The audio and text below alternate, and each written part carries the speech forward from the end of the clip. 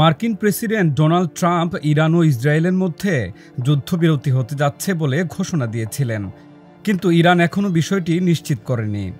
ইসরায়েলের তরফ থেকেও এই বিষয়ে কোনো তথ্য জানানো হয়নি।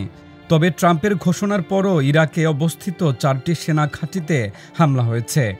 কারা হামলা করেছে এই বিষয়ে এখনও কিছু জানা যায়নি। কাতার ভিত্তিক সংবাদ মাধ্যম আল জাজিরার খবরে বলা হয়েছে, ইরানের পররাষ্ট্রমন্ত্রী আব্বাস আরাকচি জানিয়েছেন, এখনও পর্যন্ত কোনো যুদ্ধবিরতি বা সামরিক অভিযান বন্ধের বিষয়ে কোনো সমঝোতা হয়নি।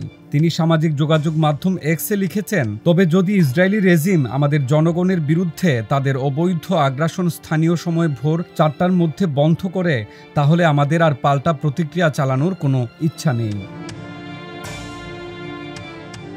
আরাকচি আরও জানান, আমাদের সামরিক অভিযান বন্ধের চূড়ান্ত সিদ্ধান্ত পরে নেওয়া হবে। তিনি পরে এক্সে আরও একটি বিবৃতি দেন। তিনি জানান, ইসরায়েলকে শাস্তি দেওয়ার জন্য ইরানের সামরিক অভিযান শেষ মুহূর্ত অর্থাৎ ভোর 4টা পর্যন্ত চলছে।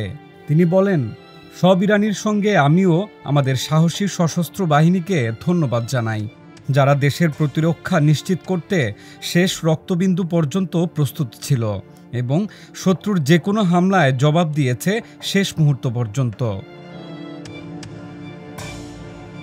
এদিকে ইরাকের রাজধানী বাগদাদের উত্তরে তাজি সামরিক ঘাঁটিতে একটি অজ্ঞাত ড্রোন হামলা হয়েছে বলে জানিয়েছে ইরাকের সরকারি সংবাদ সংস্থা আইএনএ। এক সামরিক কর্মকর্তার বরাত দিয়ে বলা হয়েছে, এতে কোনো হতাহত হয়নি।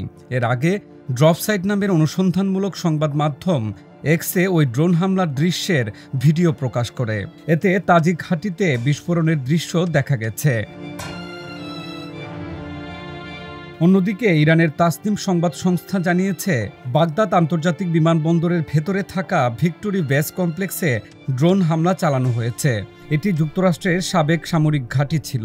ইরাকের বালাদ সামরিক ঘাঁটিতেও হামলা হয়েছে বলে জানিয়েছে কুর্দিস্তান 24 চ্যানেল। চ্যানেলটির বাগদাদ প্রতিনিধি জানিয়েছেন, ইরাকের রাজধানী থেকে প্রায় 100 কিলোমিটার উত্তরে সালাউদ্দিন প্রদেশের এই ঘাঁটিতে হামলা হয়েছে।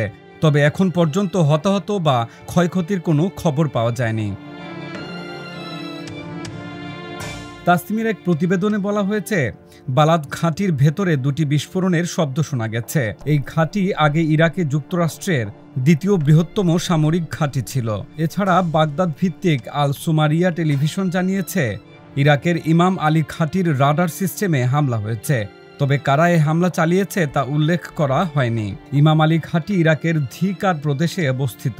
এটি প্রদেশের রাজধানী নাসিরিয়ার দক্ষিণ পশ্চিমে অবস্থিত।